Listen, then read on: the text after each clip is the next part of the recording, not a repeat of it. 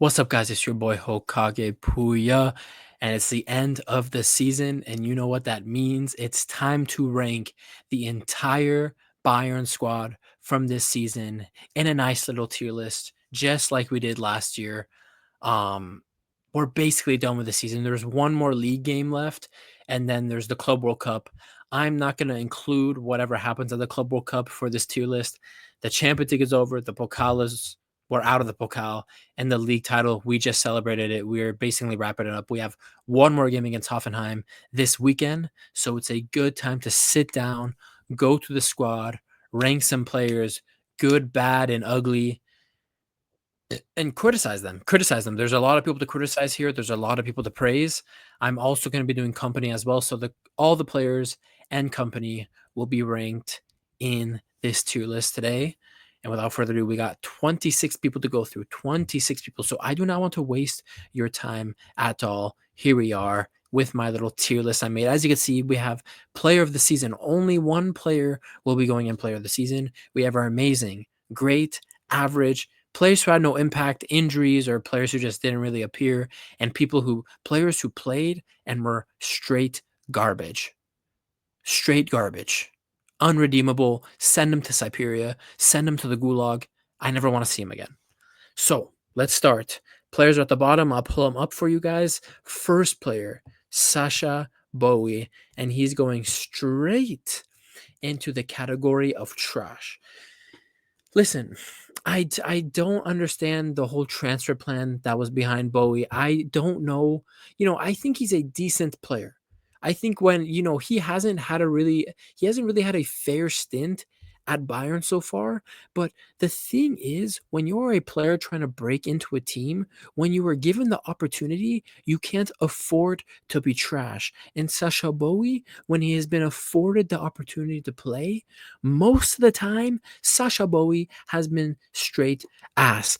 And in a key part of the season, when he had to come on as a substitute at home against Inter Milan, disaster class. One of the two, three people to blame for that Fratesi goal at home, the 2-1. He was awful in that little moment.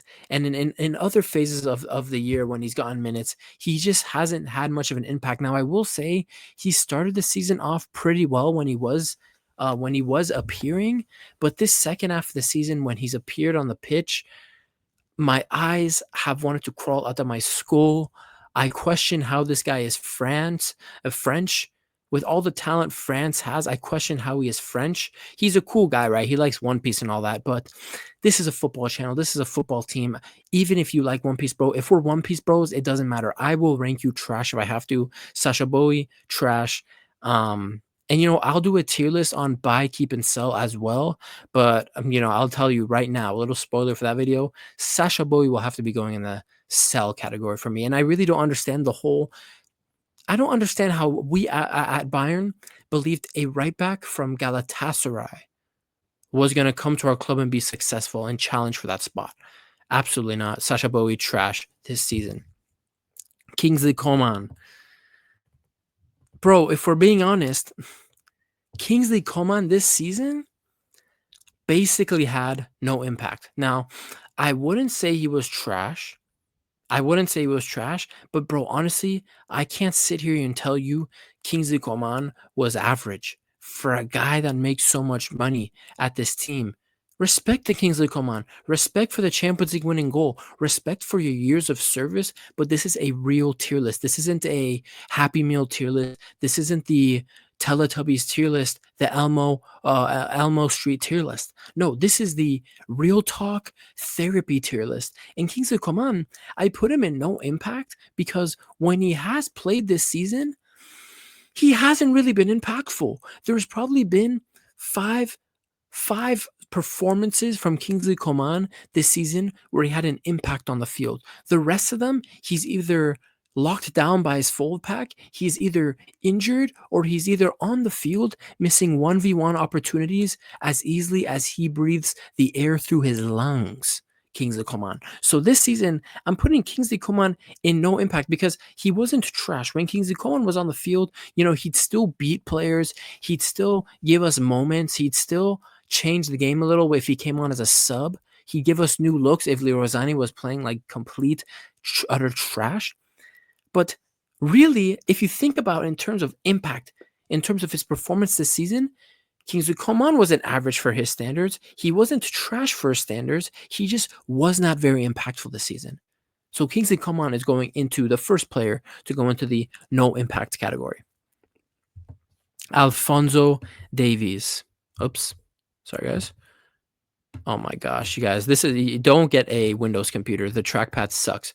Alphonso Davies, first player in the amazing category. Now, on my checklist this season with with Vincent Kompany coming to the club, I did not have on my bingo book for him to improve Alphonso Davies so immensely. See, Alphonso Davies this season, impactful going forward, dangerous, linking up with his left winger, giving a serious impact, and also scoring big goals. The goal against Celtic, he had some other big goals this season, but the number one thing for Alphonso Davies this season was the strides he made towards being a better defender. Alphonso Davies was excellent this season, and I would argue before his injury, he was probably our most consistent and best defender in our back four, and he was the best left back in the world before he got injured. You could not beat this guy until he got injured. The only time I saw Alphonso Davies really beaten or gotten the best of was in that Barcelona game. And even in that game, Alphonso Davies did a very good job at containing Lamine Yamal. Sure, Alphonso Davies got nutmeg like twice that game against Lamine Yamal. He contained Lamine Yamal very well. And you're starting to see after this season, that was a great feat from Alphonso Davies because almost nobody has been able to completely contain Lamine Yamal. So I look back at the Alphonso Davies performance and I'm like, wow. And just throughout the season, he got stronger and stronger and stronger. And another thing, he was becoming more of a leader. He was being a leader in that back line, a presence. Not just young Alphonso Davies, can't have too many expectations of him. This is a guy wanting expectation. This is a guy wanting to lead. He was excellent this season, and it's such a shame he had to get that ACL injury. He's going to be out until November of this year. So we're not even going to see him at the beginning of next season. We're going to have to wait 3 months into the next season for this guy to come back, and I hope he comes back the same because Alphonso Davies was going on a big trajectory this season. Amazing category for Alphonso Davies. Eric Dyer, great. I won't say amazing. If this was last year, I don't remember where I put Eric Dyer last year, but I think I put him in like amazing. This year, Eric Dyer is going in great. He got a lot of minutes this season, especially in the second half, just like last year. Kim and Jay unreliable, injury prone, playing through an injury all season. He had to step up. Then with the Upamecano injury, he became a starter. Eric Dyer became a starter. And I think given the way he's played since coming into this back line, with very little match practice, dude, he had to come into this back line, the high line, a guy who does not have a lot of speed, a guy who is not that quick. He had to adjust very quickly, adapt his game, and I think he did very, very well. And honestly, I'm sad to see him go. I think he is one of the best squad center backs in the world. Honestly, like as a squad player, when he's not playing, he's not complaining because Eric Dyer understands the club he is at and who he is as a player. He has incredible self-awareness. And when he does play, Eric Dyer, 85, 90% of the time, has been good enough for Bayern. He has. And let's be honest. Scoring a goal against Inter, what did he score against Dortmund or wherever it was? He scores goals as well. He's a great threat on corners. Yeah, I'd put him in great. Now, the reason I'm not putting him in amazing is because for as good as he is, there are still many scenarios where his lack of speed, lack of sharpness showed. And when an opposing team, sorry guys, I just had a stroke. When an opposing team would increase the speed of their play, counter this back line, at times he did get exposed. I wouldn't say he was amazing this season, but for what he is, for how much we signed him, for who he is, the reputation he had coming into this club, the expectations I had of him, you guys, if Tuchel was the manager, I would have had more expectations on Dyer because Tuchel plays a more conservative defense. Under Kompany, I was very worried for Eric Dyer. Very worried. But he proved me wrong, man. He proved me wrong, and he showed that he can play in this high line. And it sucks that he's going to Monaco on a free this summer. Excuse me. So yeah, Eric Dyer, great category. Gnabry.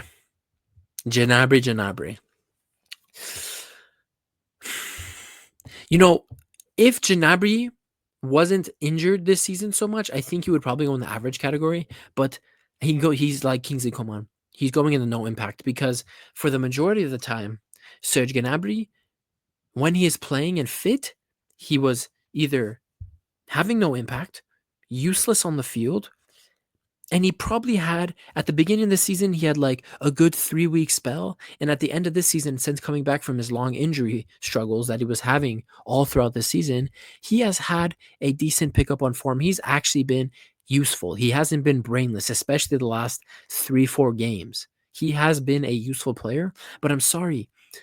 What are you talking about? 3 weeks at the beginning of the season? So like 5 games then and like 5 games now? I'm sorry.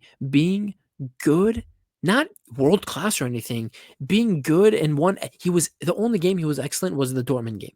But I'm sorry, being good in 9 games, excellent in one game, and trash to non-existent and useless in the other games, you're going in the no impact category, Serge Gnabry. And again, just like Kingsley Coman, for the amount of money this guy is on, you expect more. You expect more. And he is obviously one of the guys I want to see out of this club this summer. I'm not fooled by the end of the season Serge Gnabry purple patch again. He did it the last 2 seasons. He did it last year, the season before. He has a good end of the season, and then we expect something from him the next season. Injuries and uselessness ends up coming back. And we realize, oh my God, this guy's trash. We want to sell him. So Gnabry, again, very similar to Kingsley Coman, no impact. I will say, okay, if we're gonna be sticklers and really rank these guys accordingly, I'll put Coman behind Gnabry because Gnabry just naturally is more of a goal threat. Naturally, the way he plays, his directness, he is always going to create more or be more dangerous than Kingsley Coman in terms of attacking output, goals and assists. And that was the case this year. So if we're being sticklers, I'll put Alphonso Davies. I'll put Gnabry ahead of Kingsley Coman. Goretzka, average. Now I will say, I wanted him sold last summer, and I want Goretzka sold this summer. Leon, get out of here, bro. Get out of here. And if you want to make the World Cup squad for the next summer 2026, go somewhere where you are guaranteed game time, bro. Because I'm sorry, I still don't think he's good enough for this club. You know, if he were to accept a squad role, keep him. But this is a guy who wants to start. This is a guy who will complain about not starting. But I will give him his credit. He was cast aside. Company told him last summer, you're not part of my starting XI plans. You need to work your ass off. You're going to be on the bench. You're only going to get 5-10 minute substitute appearances. But what Goretzka did is stay silent. He worked hard, and Pavlovich got his injury, and he slotted in. And I'm going to be honest, man, Goretzka for 2 to 3 months this season, he was good. And in some games, he was very good.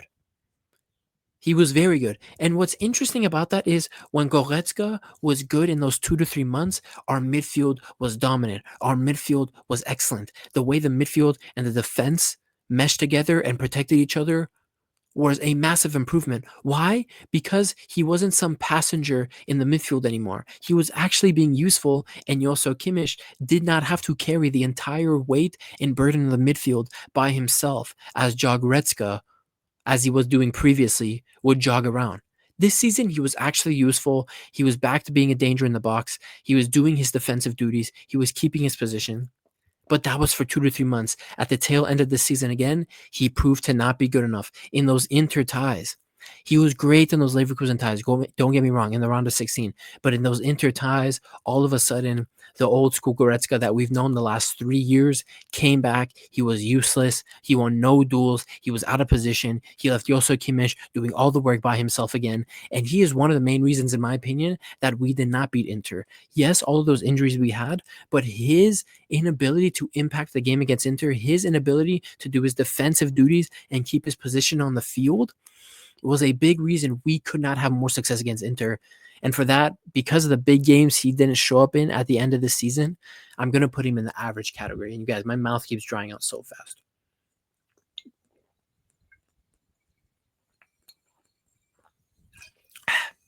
And yes, I'm drinking this whole sparkling water by myself, you guys. I'm an addict. people are alcoholics. I'm a sparkling water fiend. San Pellegrino. San Pellegrino, cut the check, bro. Give me that sponsorship. Anyway, next player, Guerrero. Again, another player going in the average category. Now, I will put Guerrero behind Goretzka because the reason why I'm doing this. Now, I think overall, Guerrero's impact on the field, his quality, his skill set is more useful to this Bayern team. But the reason I put Guerrero behind Goretzka on average is because honestly, both of these guys have had similar trajectories this season, not in the starting lineup at the end, not in the starting lineup at the beginning of the season, taking advantage of injuries, getting game time, and proving themselves, but then eventually falling off, tapering, and letting the team down in key moments. For me, Guerrero has scored great goals this season. Remember his goal, first game of the Champions League against Zagreb, the Musiala chest assist. He's came up with some nifty finishes in the box. He is a good technical player. But the thing that will sum up Guerrero's season for me, is how he just isn't good enough to be a starter for this team. He could be a squad player. And to be honest, I want to see him sold. And during the season, I was saying he's a spy and I want him sold from the club. But there are bigger issues in this team and players who earn a lot more money than him that need to be sold first. So he could stay as a squad player. But the thing that really captured why Guerrero might never be a starting player in this Bayern team and he'll just be here to be a squad player is the Feyenoord game. The Feyenoord game, we're 1-0 down. We're trying to mount a comeback in the second half. Alphonso Davies goes out with a little bit of an injury. Guerrero comes on. You need to come on. You need to be solid. We need to continue our dominance. The goal is coming. Remember, we created many chances in that Feyenoord game, and their goalie just had a world-class performance. What is the first action Guerrero does not match? With the Feyenoord player running away from him, running away from the attack, running to the corner flag to get the ball, this dumbass midget, Guerrero, body checks him in the box, gives them a penalty, 2-0, and the match is done. I firmly believe if Guerrero did not do that idiotic body check in the box in that moment, we would have came back and gotten to win that game. You guys, the game was trending towards us getting that goal and potentially getting the win. I do believe if he did not completely take the wind out of our sails and completely derail the game with that stupid tackle, we could have got the win. We could have gotten top 8 in the league phase, but this idiot had to do what he did there. Listen, he's had good moments this season, good goals. He's been a good squad player. He doesn't complain. And that's what I love. Those are the squad players I love the most. When they know who they are, they're self-aware, and they know I can't sit here begging for game time. I can't sit here making a fuss about not starting. Guerrero knows what he is. But for that moment alone, I have to put him behind Goretzka because that really was so idiotic. It was so stupid. Hiroki Ito. Now, Ito's going to go into no impact. Now, this isn't the same kind of no impact as Gnabry and Coman. This is a no impact as in he only played 5 games, 6 games this season, right? I think he only played like 6, 7 games this season. In preseason, before a ball was kicked, he breaks his foot, metatarsal break.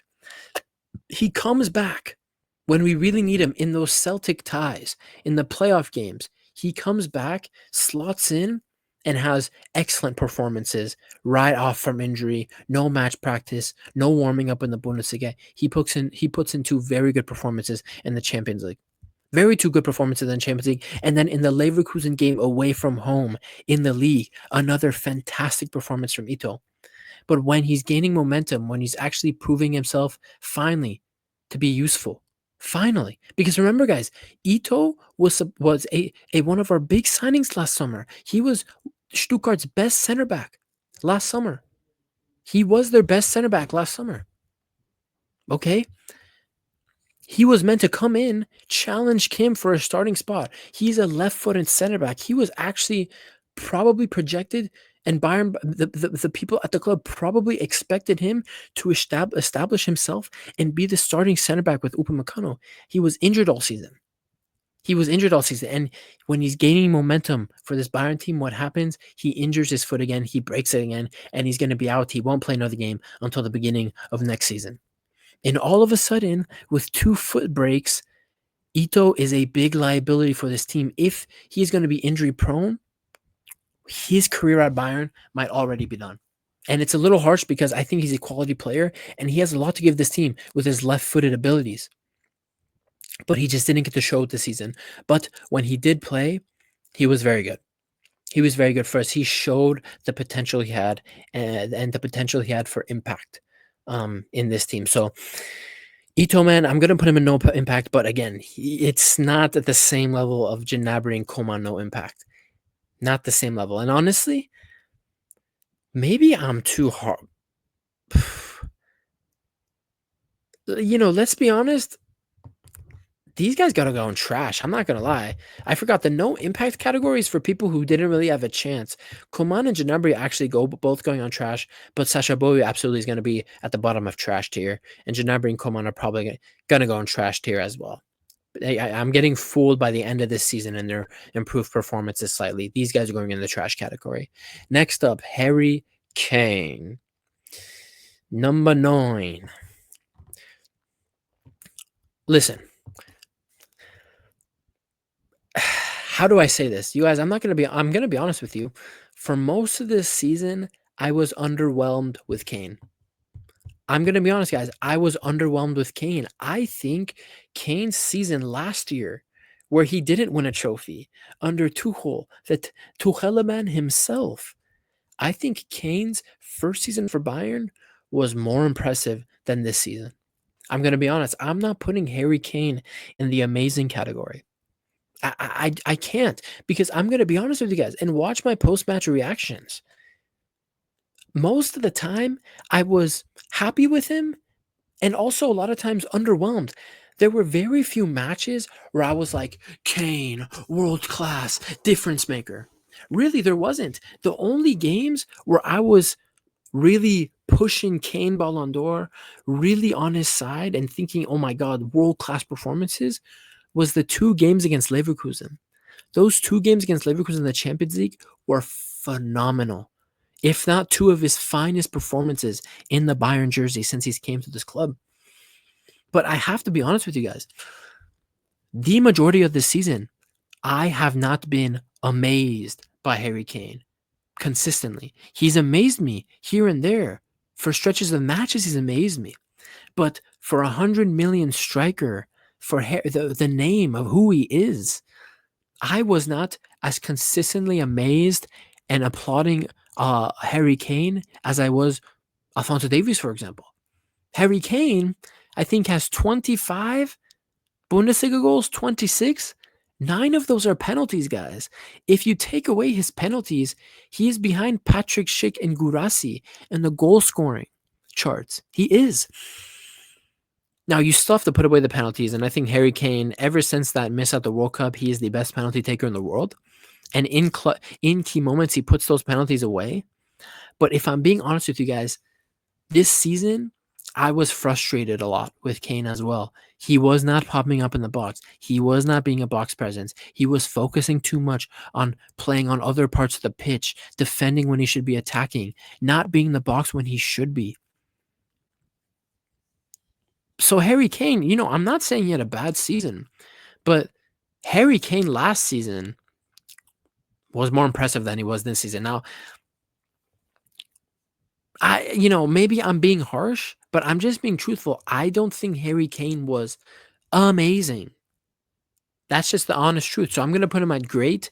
He'll probably be at the top of this great category, but yeah, Harry Kane is not going in the amazing category for me. And, next season, let's see. Now that he's won a trophy, maybe the floodgates open. He has more confidence.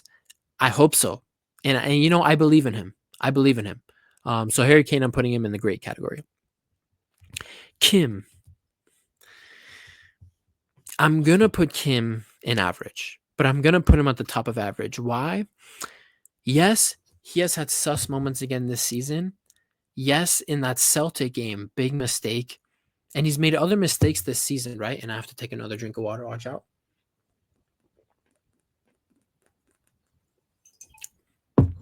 But something that people need to realize is this guy played the entire season through injury. He was not rested until the latter part of this season. He had to play and play and play People don't realize actually, that Kim Min Jae was not supposed to play as much as he did this season. Hiroki Ito was supposed to come, and him and Hiroki Ito were supposed to battle each other out for games at center back to see who would establish themselves next to Upamecano. That's the truth. Now, yes, Kim made some big mistakes this season again. He proved to maybe not be 100% reliable, but more times than not, Kim got the job done. He was very good. He's a very quick center back, very physical. He just had lapses of judgment again this season that couldn't go unnoticed. And Kim and Jay, I do think I want to see him have another season at Bayern. I want to see him take the summer to recover, take the summer because he was playing through an ruptured or bothered Achilles tendon all season. You guys, that is one of the most important parts of your legs, the Achilles tendon. If you tear that, it's worse than your ACL. It's worse than your meniscus. It's worse than breaking your bone in half. It really is tearing your Achilles tendon. So he's playing through a very serious injury. He was putting his career on the line for us. I have to give him respect. And so I do think he was average. I think a lot of people would say, oh, he's trash, sell him. I think that's an emotional reaction. I think at the beginning of this season, when him and Upa established themselves and they were having a very strong start to the season, he was great. But as the injury continued, as you saw as the season went on, he had to come off as a substitute because he could not play full 90s anymore. He couldn't. So, he put his body in the line for us this season. I'm going to put him in average. I don't think he was trash. He had lapses of judgment again, but you have to remember, Kim Min Jae was not supposed to be a starter for as many games as he did. Hiroki Ito was supposed to have a huge impact at this club, but obviously he had his fair share of injuries himself that sidelined him, that caused him to not physically play. He physically could not play through a broken foot. So I'm put Kim in the average category. Yoso Kimmich, I'm putting him in amazing. Now, I actually think Alphonso Davies was better than Yoso Kimmich this season, but I'm putting off Yoso Kimmich in amazing. I really don't get this Yoso Kimmich. The relationship of Yoso Kimmich with a lot of Bayern fans online is weird. He is one of the best midfielders in the world. I do 1000% put him in the conversations of best midfielder in the world. He's with Pedri, João Neves, Vitinha, all those guys, Gravenberch, all those guys, Barella. He is in that conversation. And in fact, I would say he's top 3, top 4 midfielder in the world. I truly believe that. I absolutely 100% truly believe that. But I think sometimes people have unnecessary expectations of Yoso Kimmich, acting like he could unlock the field and defense like some kind of grandmaster wizard. Yoso Kimmich did his work this season after a lot of criticism last season, all the criticism he gets from playing in midfield. I thought he was excellent again. This season. I'm sorry, I did. And people complain, oh, Yoso Kimmich needs to open up the field more. He needs to change the way he passes. He needs to play more over the top balls. He needs to play more direct. And when the team was flowing and we were having our good days, you would see Yoso Kimmich's game elevate. You would see him picking out all the great passes. But in the stale games, in the games where we had Gnabry and Zane playing, the games where we had Coman and Zane starting on the wings, you saw those players hold Yoso Kimmich back. When players were not making runs in behind, Yoso Kimmich can't make balls over the top if no one's making runs in behind. Yoso Kimmich can't make line-breaking passes if no one's opening up in the channels for line-breaking passes. Yoso Kimmich, in my opinion, besides his awful fucking corners, by the way, his corners improved this season, and you're finally seeing what that near-post bullcrap he goes for is, because we scored goals this season with that near post tactic. We scored goals this season. And Yoso Kimmich was again one of the furthest things from being an issue at this club, but so many fans, I don't know are they bored, losing brain cells, mindless, keep trying to make this guy out to be some kind of liability, some kind of drama queen, some kind of issue, when he really isn't. I was very impressed with Yoso Kimmich this season. When And again, another season where he doesn't have a reliable midfield partner. No reliable midfield partner. Pavlovic starts the season well. He breaks his collarbone. After breaking his collarbone and coming back, he gets sick with COVID and Ebola. Goretzka comes into the lineup, plays good for 2 months, then goes back to being shit again. So again, not having consistently good midfielder partners again, Josu Kimmich had to step up every time when his teammates around him in midfield didn't. And I was very impressed with Josu Kimmich this season. Amazing category for me. Kompany. I'm putting Kompany in the amazing category. Everyone said, you guys, I'm not gonna have short-term memory loss. I don't have Alzheimer's disease, guys. I don't have Alzheimer's disease. People said Leverkusen will go back to back. People said Kompany's a Burnley relegated manager. People said Bayern are crazy. What are they thinking? They're going to go trophyless again. He's useless. He's not going to do anything at this club. But what did Vincent Kompany do this season? He won us the Bundesliga in very dominant fashion. Yes, Leverkusen pushed us into the final weeks of the season. Respect to them. But this league title was relatively comfortable, because Vincent Kompany coached this team to make it comfortable. He came to Bayern, adapted an attacking style of football, which everyone knows fits this squad, this Bayern squad the most. He implemented it. He was successful at it. And we dominated the Bundesliga again. Absolutely different team compared to that thing, that whatever you call that. I wouldn't even call it a team. Whatever Thomas Tuchel did in the Bundesliga last season, whatever that was, Kompany 100x to that. He absolutely blew the last year's team out of the water this year. And another thing I give Kompany a lot of credit for is in the big games, initially, he looked a little bit outclassed in that Barcelona game. 4-1 is a flattering scoreline. I don't think Barcelona really destroyed Bayern, 4-1. But he lost to Hansi Flick. He got checked by Unai Emery. The 3-0 loss at Feyenoord. But something I'll say about Vincent Kompany is he learns from his mistakes. He grew as a manager a lot this season. I'm sorry. He is a very good manager. Is he world class? Let's wait. But he is a very good manager. He lost Alphonso Davies, Hiroki Ito, Dayo Upamecano. He lost Alphonso Davies, Upamecano. He lost his two best defenders, right? Two best defenders. He then lost another one of his backup defenders, Hiroki Ito, to injury again, right? He had Kim Min-jae playing through injury. He had to put Eric Dyer back into the defense. He lost Jamal Musiala.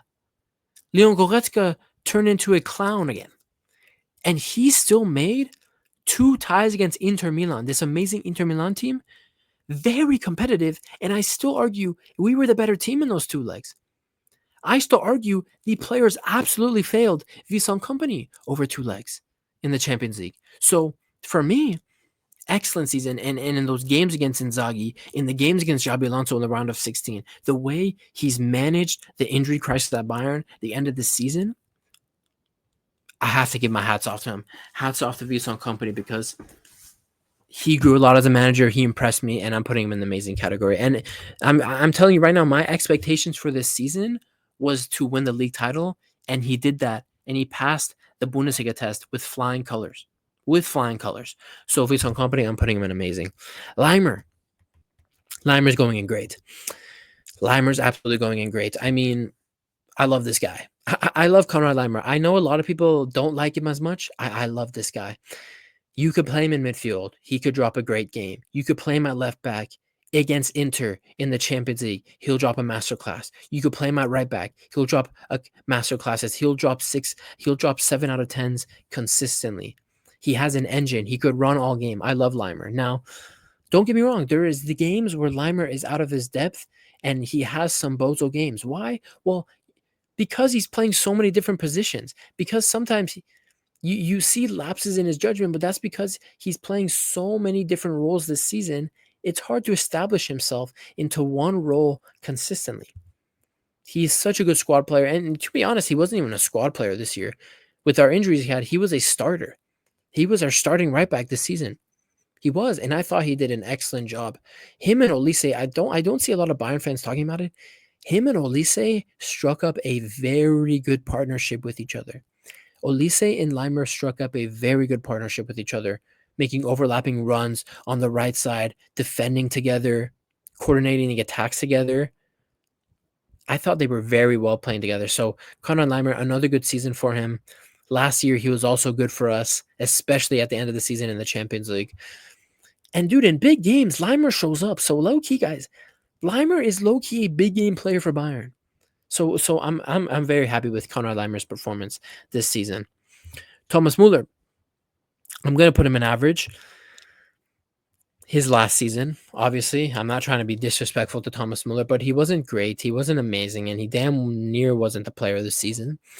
But what Thomas Muller was, why isn't he in no impact? Because realistically, Thomas Muller didn't really have much of an impact this season. Obviously, he scored the huge goal against Inter at home, and he had a big goal at the beginning of the season. I remember. And coming off the bench, he did have a decent. He was average coming off the bench. Thomas Muller was average coming off the bench. But the main reason he's also going into average is his willingness to accept the squad role. You guys, sometimes these lists aren't always about your actual performance. In the case of Muller, you have to see his personality. How did he use his personality during the season? How did he help this? How did he help the team off the pitch? Thomas Muller graciously accepted the squad role. Graciously. When, let's be honest, guys, the way Leroy Sané was playing at times this season, we probably should have been playing with Thomas Muller as the 10, Musiala on the left, and Olise on the right at times. He probably should have gotten more starts this year. Let's be honest. Let's absolutely be honest with each other. But, sorry, guys, I got distracted. You have to look at how he used himself as a personality, a leader off the pitch.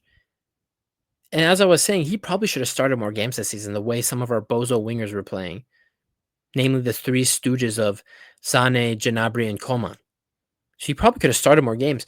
But yeah, coming off the bench, he was never at once this season did he complain about not having game time in his potentially last season, not once. The horrible way his contract situation was handled in the second half of the season with the board, he did not complain about it once. He did not turn it into a shit show. He did not make it FC Hollywood. He did not make it FC Hollywood for the sake of this team as we were going to important games with Inter Milan and important games in the league. So, for me, even his performances this season coming off the bench, yeah, they weren't bad. They were just average. They weren't stellar. They weren't wow. But they were the performances of a very experienced 35-year-old player coming to the end of his career, and he still showed a lot of glimpses of his quality coming off the bench. So for me, on and off the pitch, Thomas Muller, he deserves to be in the average category. And I would, should I put him above Kim? I'll put him above Kim. I'll put him above King. But yeah, he wasn't a no impact player. He wasn't a trash player. But it was a perfect season that showed, yeah, it's time to go. But you also saw moments of, oh, he still has something for this team, but we had to move on. Anyway, Musiala, amazing. And for me, top of amazing. Now, again, another player injured at a key moment in the season, but Jamal Musiala, man, he was, you guys, I urge you, go back and watch his highlights from the previous 3 seasons. Go back and watch Musiala the previous 3 seasons, and then watch the highlights from this season. I did this last week when I was bored at work during lunch. I was amazed. I did not, because when you see someone every day, you don't realize how much taller they grow. You don't realize changes on their face. You don't realize them putting on weight, right? We're watching Musiala all the time. We're not seeing the improvement that's actually happening because we're seeing it all the time. His improvements become a normality for us. But the length, the improvements he made this season, and the biggest improvement for Jamal Musiala this season was the biggest improvement for me. The control of his body, control of what he was doing, how secure he was with the ball. You guys, do not forget, he's not our player. You could already tell who's probably my player of the season. You already know it's coming up. But if he wasn't injured, Musiala absolutely would be player of the season. People do not realize our attack was low key carried by Jamal Musiala the first 5 months of the season because Harry Kane did not start the season off the best. He was kind of slow firing up. Olise started the season off very strongly, right? But it still took him, which is fine. It still took him about 5 months to really get comfortable in this team and his role. And then you had the three stooges doing nothing. Jamal Musiala was carrying our attack the first half of the season. What he's able to do through the middle of the park from the 10 position, taking the ball, carrying it, creating so many opportunities for his players, for his teammates. I understand Musiala has what? Like 14 goals in the Bundesliga this season, whatever it is, or like 12, 13 goals in the Bundesliga. I understand that. And barely any assist numbers. But if you watched Jamal Musiala this season, you will know Musiala alone for Leroy Sané had probably created 8 or 9 clear-cut opportunities weren't put away. Musiala was probably done the dirtiest by his teammates this season if we want to talk about it stats-wise.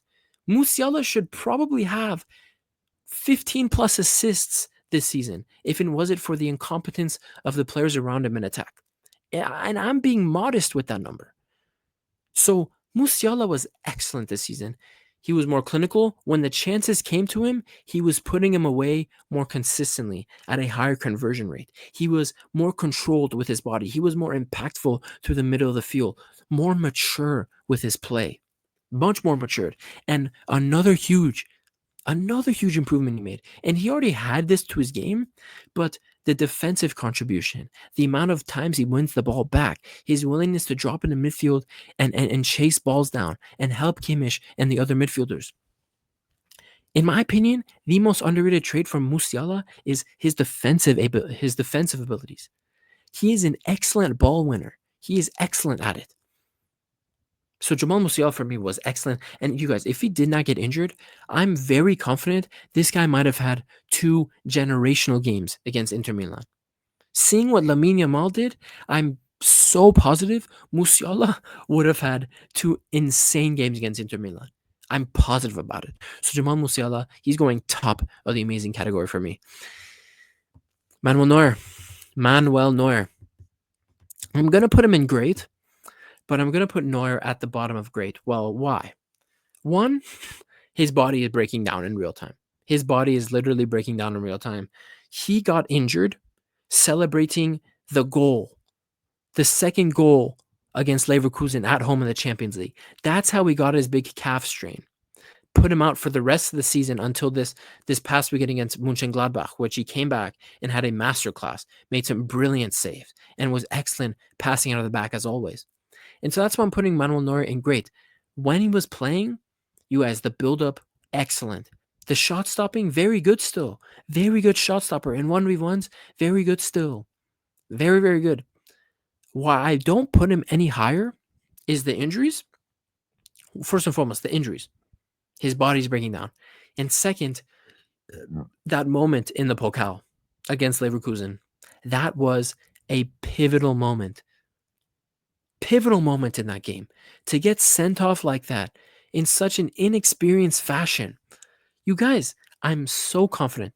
And everyone knows this. If Manuel Neuer does not get that red card, Bayern probably beat Leverkusen in that tie and continue in the Pokal. And the way we played this season, we probably can go on to win the Pokal. But because Manuel Neuer makes the stupid decision in that game and gets sent off, we had to play the rest of the game 10 men down. We eventually ended up losing, but even with 10 men down, we still were able to dominate that Leverkusen team. Another plus point for Wissam Kompany, who was in the amazing category. So, Manuel Neuer, I still thought he was excellent this season most of the time. But that big moment plus the injury, big moment in the Pokal plus the injuries, I just have to put him in the great category. But don't get me wrong. You guys, his comeback game against Mönchengladbach, it just showed you, as good as Urbig was this season, and we'll get to Urbig at the end of this list. As good as he was, Neuer is just a different caliber, and he's still one of the best goalkeepers in the world, and he will be our starter next season. And I still have full 1000% faith in Mr. Manuel Neuer. Next up, here he is, guys. Our player of the season, debut season at Bayern. Debut season at Bayern, Mr. Michael Olise. Now, I'm not trying to start anything with this statement. I'm just giving you a statistic. Michael Olise this season, in terms of just output, has already outdone any season of Robin and Ribery. I'm not trying to start any kind of conversation. You guys, I'm not. I'm not sitting here telling you Olise is better than Robin and Ribery already. Absolutely not. But it just goes to show you the quality this guy brought to this team. I do not know what this team would have done without Michael Olise, because it would have been too much for Musiala to carry an entire attack. The chance creation for Olise, I knew he was a quality player from Palace. I was so excited with this signing. I did not realize his ability to play make was this good. You guys, in Europe, he has created the most big chances. The most big chances. He's had huge moments this season as well. The outside of the banger against Celtic, those games against Leverkusen, in the Inter ties, he created so many chances for his teammates, carrying the weight and burden of creating for this team by himself with Musiala out injured. The way he stepped up to the plate when Jamal got injured is the reason why he's player of the season here. Because when those injuries happen, yes, he's a very shy guy. You guys, Olise is very shy. It's very interesting how he's such a shy person, but he was able to put this team on his back and created so many opportunities for this. He was excellent, guys. He was excellent. It is by far, you guys, not recency bias or anything. This is the greatest debut season ever had at Bayern. No player in the history of this club has ever had a better debut season performance-wise than Michael Olise, coming from Crystal Palace. What a signing, you guys. He is the signing of this. He is the signing of the summer in all of Europe, 1000%. He's the signing of the summer and we got him for what? 45 million. What a steal. What a steal. So Michael Olise, player of the season. He really, cutting inside, he plays like Robin, but just like Robin, he's equally as dangerous going down the line as well and beating men. He's so good, bro. He's so good. And I'm like so excited for another season of Michael Olise in a Bayern jersey. What a season. Player of the season for Bayern and Bundesliga player of the season. No doubt about it. Bundesliga player of the season as well. So Michael Olise, bravo. Bravo. Palhinha, straight trash. Now, it's a little unfair. Now, people will look at Palhinha and say, trash, useless, this and that. It's a little unfair. Why do I say that? He was brought in, and he definitely has a use in this team, but we just didn't really have a use for his skill set. Because when I see Palhinha play, in terms of what he brings to the midfield, he absolutely brings a completely different skill set to Kimmich, Goretzka, Pavlovic, Leimer. A complete different skill set. When he plays, he intercepts the ball in positions I'm not used to as a Bayern fan. He makes tackles I'm not used to seeing. He brings a different element of defense into midfield that is honestly kind of refreshing. But why is he trash?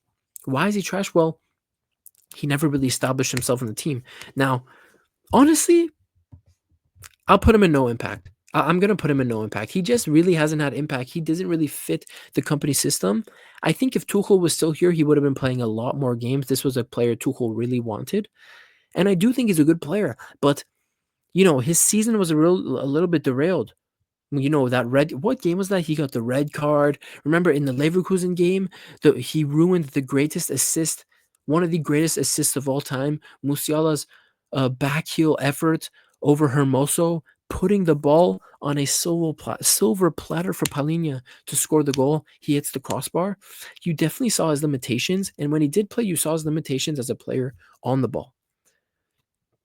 But anybody who actually watches Bayern games cannot lie to me and say he actually would bring a different style of play to this midfield that we typically aren't seeing or haven't seen in a while.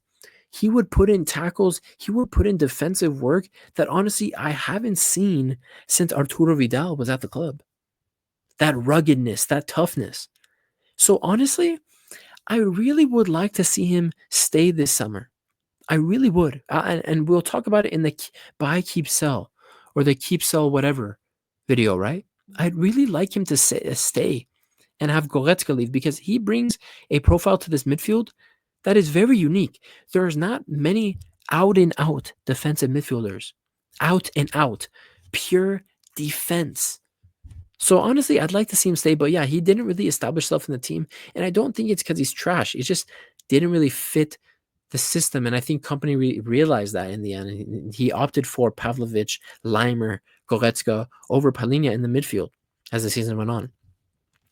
Pavlovic, unfortunately, after this last season, he was amazing. He was one of the best players. This season, just injuries, man, injuries, and I have to put him.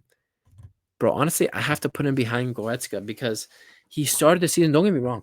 Pavlovic started the season picking up from where he left off last year. He was excellent. Those August, September, October, Kimmich and Pavlovic, wow. Wow, wow, wow. But he gets the collarbone injury. Not his fault. He got the collarbone injury fighting for a 50-50 challenge. Not his fault. But then he gets the collarbone injury. He comes back.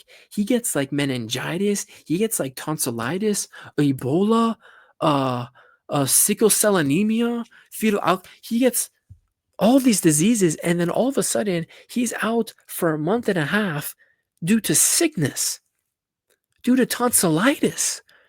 Come on, bro. Come on. Take care of yourself on the off the field. Now, don't get me wrong. He is one of the guys to be the future at Bayern. And since coming back into the team, his performances have gotten better after those injuries and after those sickness issues he was having. But they just haven't been up to scratch like they were before the injury. And for that, he's going into average category because he was average this season. But he is a player that I have a lot of hopes for. And I know next season he's going to have a huge role to play. Obviously we're going to start with Kimmich and Pavlovic again next season, and hopefully, inshallah, no injuries, and he could have a consistent year and develop more as a player. But yeah, I'm going to put Pavlovic this season in the average category. Peretz, I'll put him in no impact. He got a couple of games this year with when Neuer got some injuries at the beginning of the season. He did play some games, and he wasn't bad. He did the job for us. I'm going to be honest. He did the job for us. So, especially when Neuer got the red card against Leverkusen, I remember that's kind of when he got in a couple games in this season. And I wouldn't say he was impressive, but he did the job for us. But yeah, he only played a couple games this year. I can't judge him too much. I'm going to put him in no impact. Honestly, do I see a future for Peretz at this club? No. Do I see a good keeper here? Yes. So he should probably either be put on loan or just sold this year, this upcoming summer. But yeah, no impact. I don't really have an issue with him, but yeah, he just didn't really do much. Zane. Now, out of the three Stooges, as frustrating as Leroy Sané is, he was far better than Gnabry and Coman this season. He was far better than Gnabry and Coman this season. Honestly, I'll probably put him at the top of average because let's be honest, yes, he was brainless in the first half of the season, but in the second half of the season, guys, Leroy Sané has been pretty good for us, at least in the Bundesliga. If we're talking from the Bundesliga perspective, Leroy Sané has had some really good games. He scored a lot of goals to help us secure this league title. So I'm going to put him at the top of average.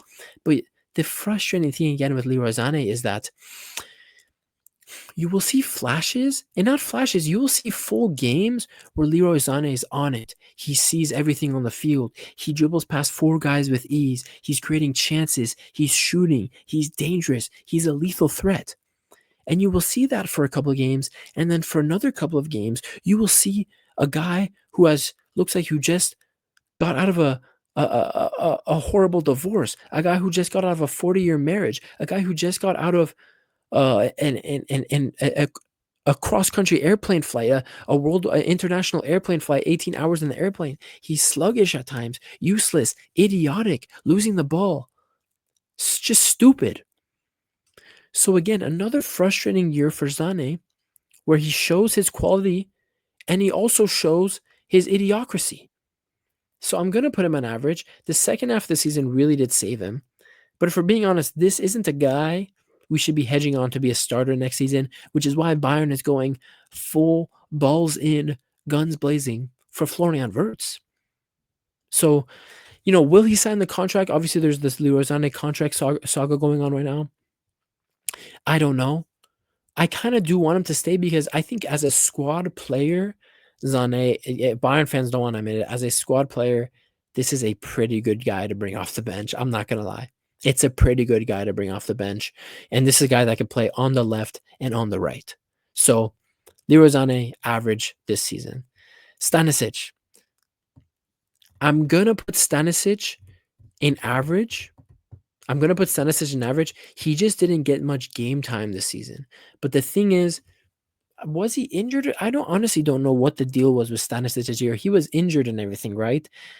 At the end of the season where he came back from injury and got some more game time, you kind of, sorry, I'm checking my battery life. Okay, I have 26%. We have 4 more players left. He was good. And you know what? In those games against Inter, in the key games in the league this season, when he had to step up with the injuries we had in defense, he again finally showed to this fan base why we had so much hype for him before we sent him out on loan to Leverkusen, why I was so high on him.